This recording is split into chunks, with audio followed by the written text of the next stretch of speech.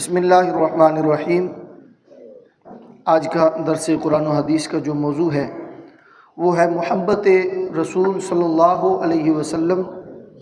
اور اس کے تقاضے۔ برادران اسلام، کملی والے آقا مدینے والے مصطفیٰ صلی اللہ علیہ وآلہ وسلم کی محبت ایمان کی کسوٹی ہے۔ اگر کوئی شخص اللہ رب العزت سے محبت کا دعویٰ کرے تو اس وقت تک اس کا یہ دعویٰ ہرگز قابل قبول نہیں ہوگا جب تک وہ سرور کائنات صلی اللہ علیہ وآلہ وسلم سے سچی محبت اور آپ کی حقیقی اتباع نہ کرے۔ نبی کائنات صلی اللہ علیہ وآلہ وسلم کی محبت جو ہے حقیقتاً یہ اللہ رب العزت ہی کی محبت ہے۔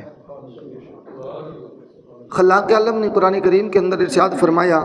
قل ان کنتم تحبون اللہ فاتبعونی یحببکم اللہ ویغفر لکم ذنوبکم واللہ غفور الرحیم۔ اللہ رب العزت فرماتا ہے، اے محبوب آپ فرما دیجئے، محبوب آپ فرما دیجئے، اے لوگو اگر تم اللہ کو دوست رکھتے ہو، اللہ کو دوست رکھتے ہو تو میرے فرما بردار ہو جاؤ، اللہ تمہیں اپنا دوست بنا لے گا،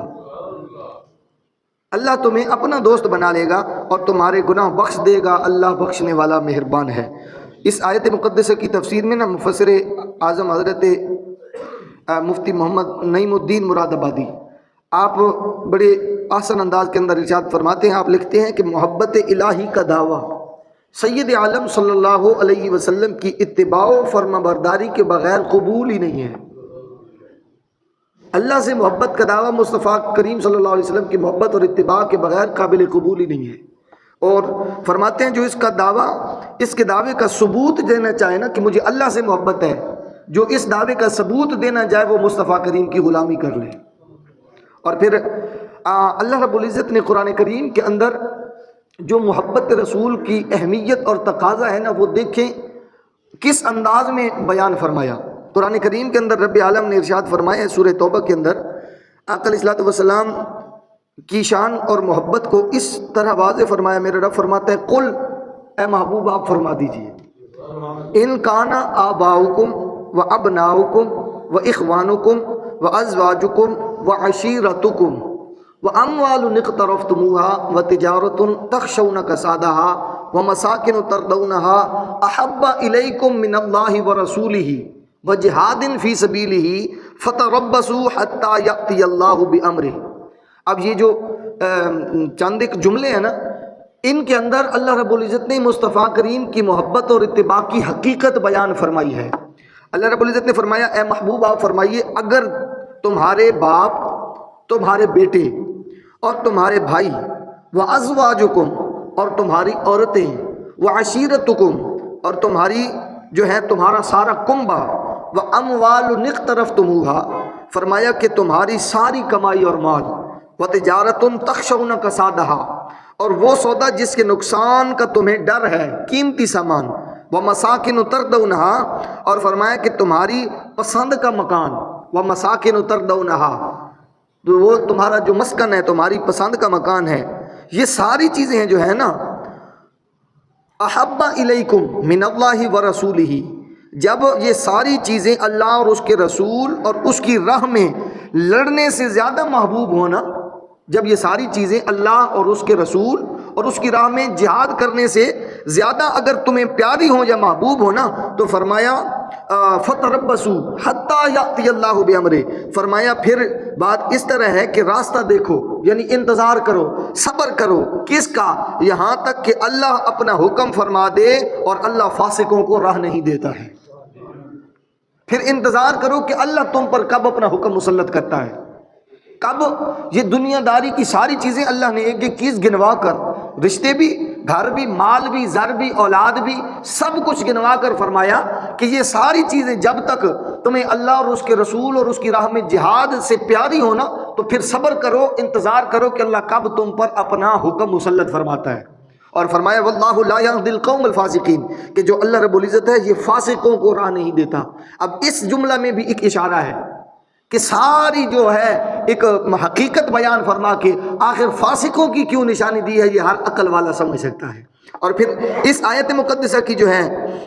تفسیر میں ایک حدیث پاک جو ہر بندہ اس بات سے واقف ہے، اس حدیث پاک سے ہر بندہ واقفیت رکھتا ہے کہ مصطفیٰ کریم صلی اللہ علیہ وسلم نے ارشاد فرمایا لا یؤمن احدکم حتی اکون احب الیہ من والدہ وولدہ والناس اجمعین۔ آقا علیہ السلام نے فرمایا تم میں سے کوئی بھی اس وقت تک کامل ایمان والا نہیں ہو سکتا۔ یا رسول اللہ کب تک؟ فرمایا جب تک میں اسے اس کے والدین، اولاد اور سب لوگوں سے زیادہ محبوب نہ ہو جاؤں، اس کا اس وقت تک ایمان کامل ہی نہیں ہو سکتا۔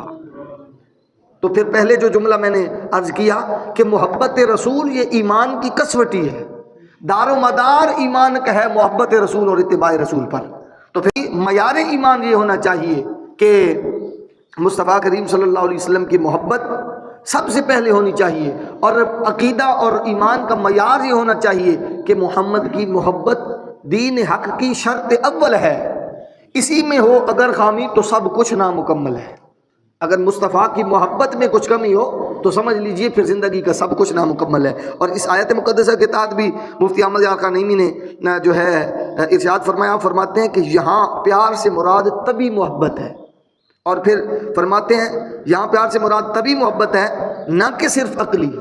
کیونکہ اولاد کی ماں باپ سے طبی الفت ہوتی ہے۔ یہ طبی طور پر نا اولاد کی ماں باپ سے طبی الفت ہوتی ہے، یہی محبت رسول اکرم صلی اللہ علیہ وسلم سے زیادہ ہونی چاہیے۔ اولاد کی جس قدر ماں باپ سے محبت ہوتی ہے اس سے زیادہ محبت محمد مصطفیٰ کریم سے امتی کی ہونی چاہیے۔ اور آقا علیہ الصلوۃ والسلام کا جو وقار ہے یا معیار رسالت ہے، اس کی حقیقت بھی یہی ہے کہ زندگی کی ہر ایک چیز سے زیادہ اللہ اور اس کے رسول سے محبت کی جائے، اور کملی والے آقا صلی اللہ علیہ وسلم کی اطاعت اور اتباع کی جائے۔ اور اس کی مثال جو ہے نا جو ہے وہ ہمیں سب سے زیادہ دنیا میں جو اہم ترین محبت رسول اور اتباع رسول کا اگر پیکر دیکھنا ہو تو وہ مصطفیٰ کریم کے صحابہ نظر آتے ہیں۔ کس قدر مصطفیٰ کریم صلی اللہ علیہ وسلم کی عزت و ناموس پہ پہرے دیے، کس طرح کملی والے آقا کے ہر ایک حکم پر، اور پھر اطاعت مصطفیٰ اور محبت مصطفیٰ کا تقاضا یہ ہے کہ صحابہ کرام نے غزوہ بدر کے اندر 1000 کا لشکر تھا، 313، اور پھر ان کے پاس جنگی آلات بھی زیادہ تھے، لیکن ان کے پاس ایمان کی طاقت اتنی تھی اور محبت کا معیار اتنا بلند تھا کہ 1000 کو نہیں دیکھا، کفار کے ان بچیوں بالوں کو نہیں دیکھا، چہرے بددہا کی طرف نظر رکھی اور سب سے لڑ گئے۔ اور پھر جب آقا علیہ الصلوۃ والسلام سے محبت کا وہ معیار رکھا نا تو پھر اللہ رب العزت نے خود بھی مدد فرمائی اور اپنے فرشتے بھیج کر بھی مصطفیٰ کے صحابہ کرام کی مدد فرمائی ہے۔ وہ اگر جو ہے غزوہ بدر کے میدان والا اگر عشق کا وہ معیار اگر بلند ہو جائے گا نا تو اقبال فرماتے ہیں آج بھی کوئی اس میں قباحت نہیں ہے کہ آج بھی اللہ رب العزت اپنے ملائکہ بھیج کر اپنے بندوں کی مدد کروا دے۔ اللہ ہمیں کائنات کی ہر ایک چیز سے زیادہ بڑھ کر کائنات کے رسول صلی اللہ علیہ وسلم سے محبت اور آپ کی اتباع کرنے کی توفیق عطا فرمائے۔